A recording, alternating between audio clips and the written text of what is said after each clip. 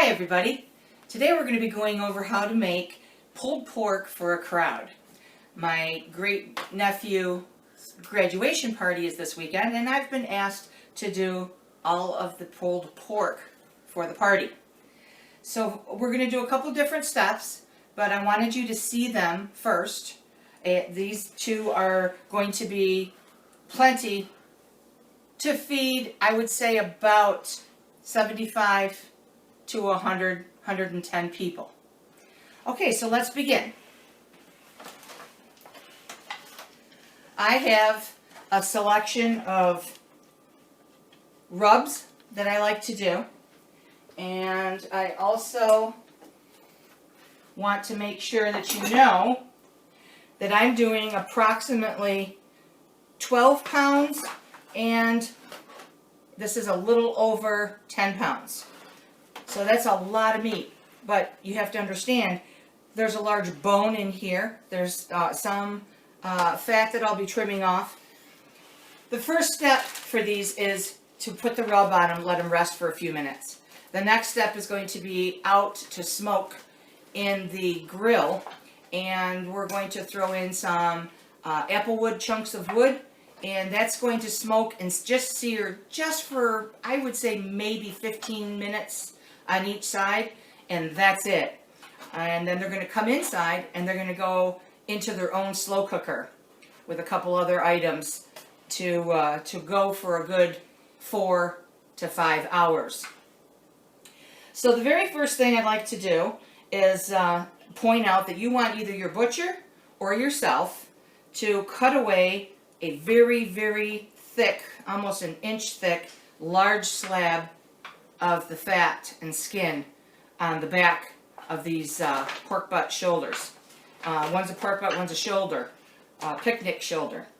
And I got these beauties at Price Right, and they were an amazing deal at like $1.39 a pound. You cannot beat that because this meat is gorgeous.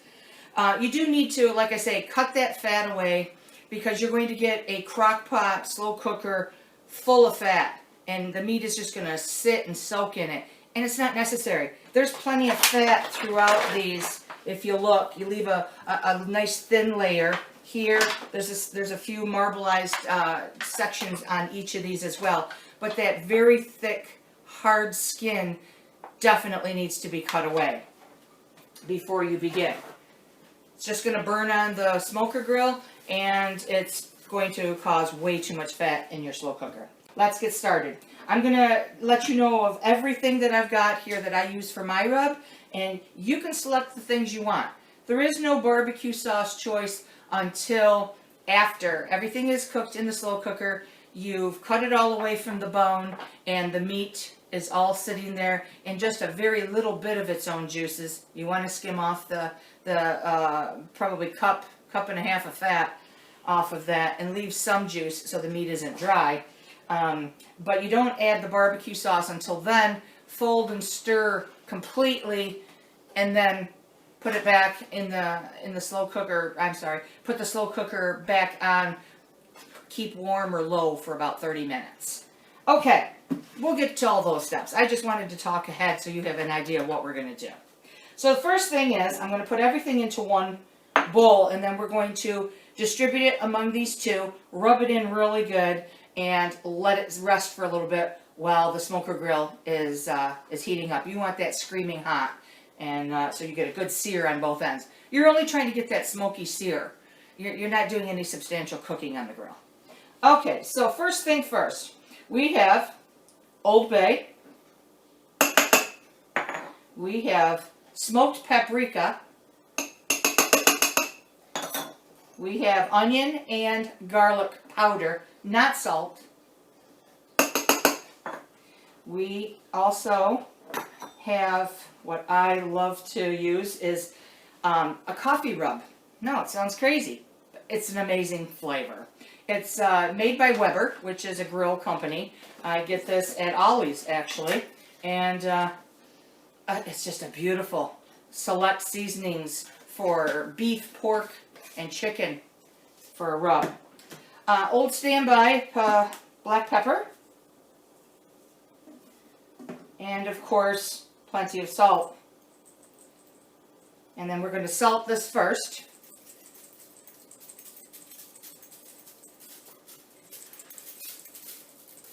It's a lot of meat. You want a lot of flavor.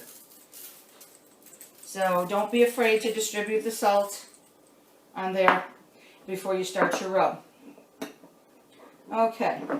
I also mixed in a little bit of coriander just because I love that citrusy scent and citrusy flavor that it brings. So use all of these little at a time.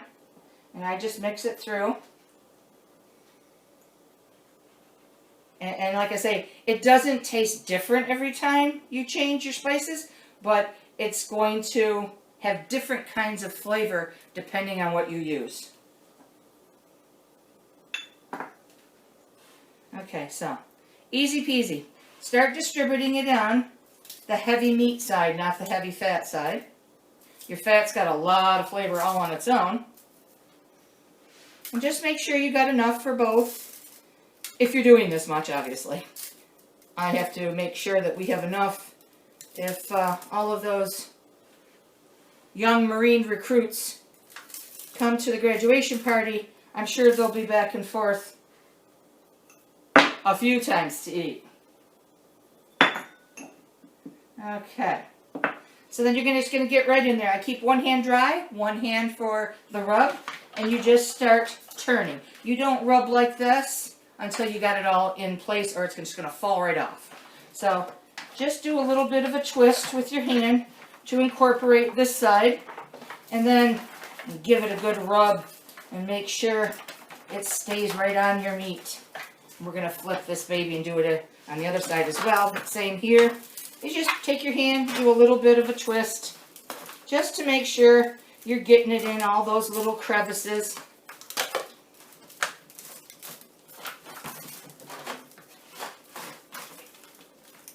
Okay, so there's that. So then we're going to flip this beauty over and do the other side.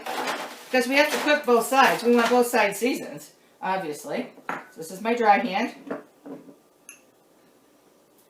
And do another distribution here. You can also do like a little bit of a Montreal seasoning. Would be nice too with this. But like I said, my favorite go-to, majority of it, is that coffee rub and Old Bay.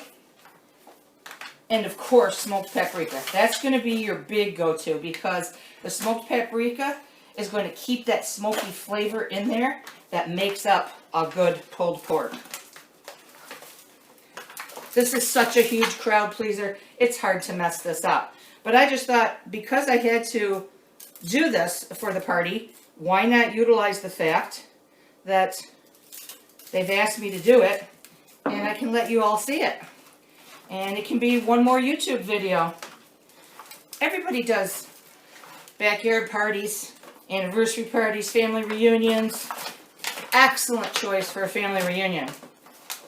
Get all this done, get it all shredded, and put into your containers, which these nice throwaway containers, these foil ones, are a great idea because you're going to put those roasts in there coming off of the grill, and then you're also going to, after it's all shredded in the crock pot or the slow cooker, you're also going to put all of the shredded meat in these and transport it in these. And then when you're done, any leftovers, if there should be, which I doubt there ever is, you're going to use them to put the leftovers in Ziplocs, and then you fold them up and throw them away. It's just that easy and convenient. So this looks really pretty thoroughly dressed. So we're almost done here. Alrighty then. Okay, so this is it, everybody. Now I can get both hands in there and really push that in. Anywhere that the meat moves, you want to lift it and get rub under there as well. It's a messy little thing, but that's okay. That's what soap and water's for. Wash your hands with. God, these are beautiful rows. And like I said, if you're a little intimidated by using an extremely sharp butcher's knife to cut away all that giant fat membrane, ask your butcher to do it. They'll do it.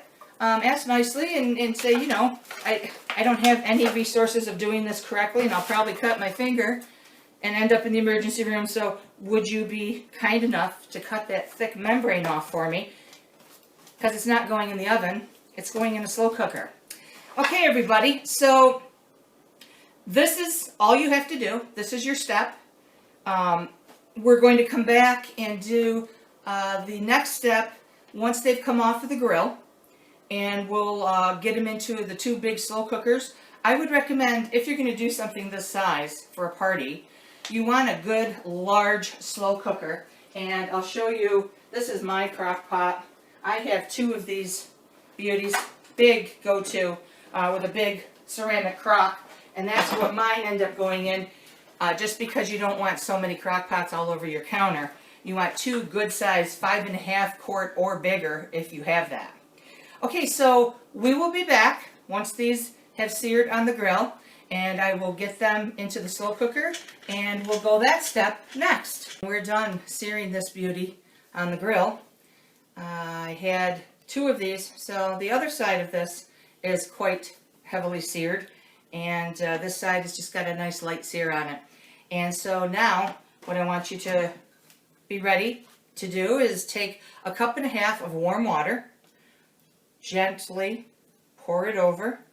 Now if your roast, if you're buying really big and it doesn't go into your slow cooker as easily as you'd like, cut it in half well before you get started.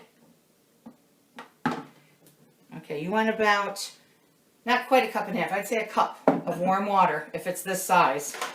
And you want to put some water in there. You can always remove some. And then what you're going to do, put your cover on and situate this monster so your lid is on there good and tight. You're going to want to set it for, I would say, 5 hours on high. Now my controls show high, low, and warm on my slow cooker. I don't know what yours is, but I would say opt for 5 hours on high and check it. And at about the 4-hour point, set a timer. About at 4 hours, go back and check it and see if you need to maybe flip it or redistribute it a little bit, and see what your meat looks like. Put your thermometer in. Make sure you have a meat thermometer that shows pork, beef, poultry, ham, and when the dial goes to pork and you've got your correct temp on that, which should be a minimum of 150 for a meat temperature, then you know you can go maybe another half hour, 45 minutes on your timer here to keep cooking. You can do a keep warm if your slow cooker allows that. If not, when you take it out to do your shredding, you can put it back in and put it on low for like 20 minutes until you're ready to serve.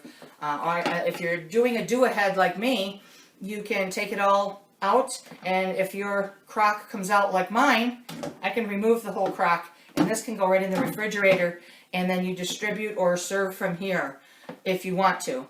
If you have the means to keep it plugged in at your event, all the better. But honestly, lukewarm room temperature is perfectly fine to serve this at for your sandwiches. When we come back next, you'll see the end result of me shredding, and we'll go from there. We'll add all of the barbecue sauce and any other fixings that you might want to put in there. That's the time to do so.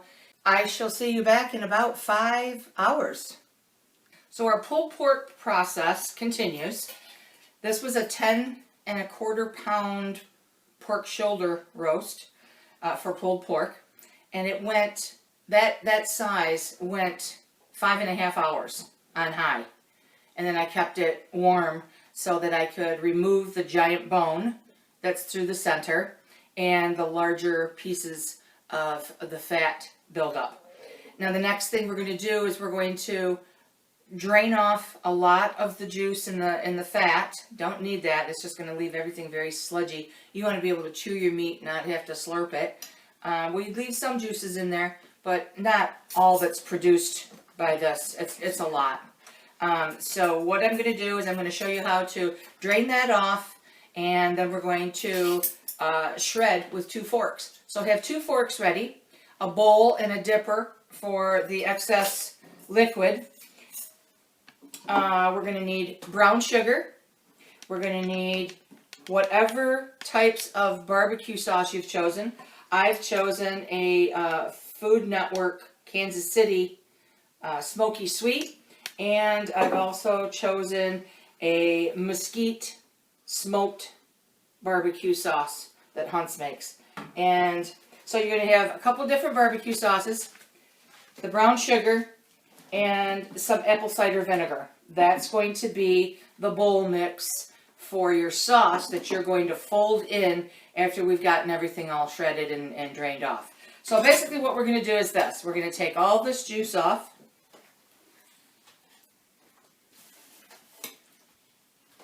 It produces an awful lot because there is a large fat content on these. It's got a big, what looked like a dinosaur bone running through the center, which I've already removed and just pulled the sections off. Actually, they just fell right off. It's so tender going in the slow cooker after the smoker on the grill to sear it that it just falls right off the bone. Very, very tender. It's hard to mess this up. You know, you go a little bit longer and you think, oh, geez, maybe I overcooked it. You really can't, not with all this juice that it produces. And that bone all keeps it very, very moist. It just makes it that much more tender. So, you know, I'm pushing down on the quality meat that's in here. And when I stop getting full dippers of liquid, you're pretty much done draining off the liquid. That should be plenty. And you'll know as you shred it too. I would save this on the side just in case you need to re-add some liquid. At least you'll still have it. Don't be throwing that away yet. So you just take 2 forks, go in the opposite direction. And you see what happens? You get beautiful shreds for those big, gorgeous Kaiser roll that you're going to serve these with. And I strongly recommend checking out, going to my email address, familyeats5967@gmail.com, and request the recipe for my pickled red onions. You put a mound of pickled red onions on top of this sandwich, and it is to die for. You can't get enough. It's very simple. It's just vinegar and red onions and a few seasonings. But please do go to the email and request it and say, hey, I would really love that pickled red onion recipe of yours. Could you send that to me and include your email address? So that's how we shred all this beautiful meat. And honestly, a 10-pound roast, you have to remember that you're going to remove that giant pad of fat that we did in the first step of the video. And you also have to remember there's a giant bone that runs through this. You don't want boneless. It tends to stay too dry. Go ahead and buy the bone. Yeah, it's, you know, you're paying for the weight of the bone. But if you got a dog or a friend that has a dog, they're going to positively love it. So you remove that bone and it produces a lot more flavor and keeps everything very moist. So we're pretty much all shredded here. It doesn't take much to do this. I'll go through and get any other bigger hunks later, but this is what a 10-pound roast is going to give you. I mean, this is a 6-quart slow cooker. That's a lot of meat, and it's mighty heavy. So, next, I'm going to set this aside for now. And we're going to put together our sauce that we're going to do. And like I said, this is just strictly going to be what you add on later. You're going to make sure that your meat is warm and you're constantly folding and tossing and folding and tossing. And you'll add what you need as far as extra. If you feel it's too dry, add more sauce. If you don't like it soaking in a lot of sauce and you want just a hint, don't go that far. Don't go, past a full bowl on a 10-pound roast. But that's going to be your gauge. You're going to decide how you want your sauce to be. So I take brown sugar, and it can be dark or it can be light brown sugar. It doesn't matter. But I take maybe 2.5 heaping tablespoons of brown sugar. And like I said, don't have to have it that mapley if you don't want to. I do. And then on the apple cider vinegar, you just want a little bit of tartness. Whether you end up using the pickled onions, or some people like to serve it with diced pickles, you can do that. But whether you do or not, you still want a little bit of vinegar in with the meat, just for a little acidity to cut the fat and to cut the sweetness. So I take 1, 2 full tablespoons of apple cider vinegar. Next, take your first container of barbecue sauce. And like I say, I like to pick 2 different ones just for a couple different flavors, couple different depths of flavor. Entirely up to you. For this size roast, I strongly believe you could go through 2 of these jars, these size jars that I have here, but you don't have to use all of it. It's entirely up to you. Oh, they smell wonderful. You want something nice and smoky on top of the seasonings that you used. So this is about a half a jar of this one, 3/4 of a container of this one, and you're going to take this, stir it together really well. And what I like to do is maybe set the bowl in the microwave for 10-15 seconds on low, just to make sure that that brown sugar is melted right in there. This would be a good spot to add some black pepper, and I wouldn't add any more salt, because I think, you know, all the seasonings and the cooking of what you've got there, the meat is very flavorful, because yes, I did try it. Very pleased with it. So there is your sauce. And this is about a 2-cup bowl, size bowl, that you can pour all over, start folding and folding and folding, and you'll see the consistency if that works for you. I'm going to do that with you right here. And turn this and turn this. And yes, I believe it's still, you know, plenty warm enough to take on the sauce. And I left plenty of juice in there. I'll probably add some of the juice back in. It's going to depend on how this plays out. But, so here you go. Put a couple ladles in to start. And start your folding and see where that gets you before you go too much further in with the sauce.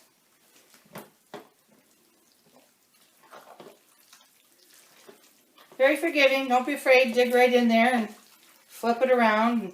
Yeah, you see a lot of big chunks in here still. And I got a lot of shredding still to go. But I don't want you to have to sit and watch every step of that. So this colors the meat slightly. So I think I will easily be using up this whole bowl on my pulled pork for a crowd. All the fat has already been trimmed away. All the bones have been removed. You got to be really cautious too. When you're using a slow cooker, like I said, 5-6 hours, some of those knuckles on the bone will separate. So put yourself on a pair of rubber gloves, vinyl gloves, and go through and really feel for real hard knuckles that may have escaped from the larger bone. You don't want one of your guests to get that, or God forbid, choke on it. So that's a safety feature I would strongly recommend. So I'm going to go with another ladle, and we're just about done here. I'll be wrapping up after this all gets incorporated, and we'll see where the moisture content is. As I said, I don't think I'm going to need to add any of the juice back in. I think I left enough dippers in there.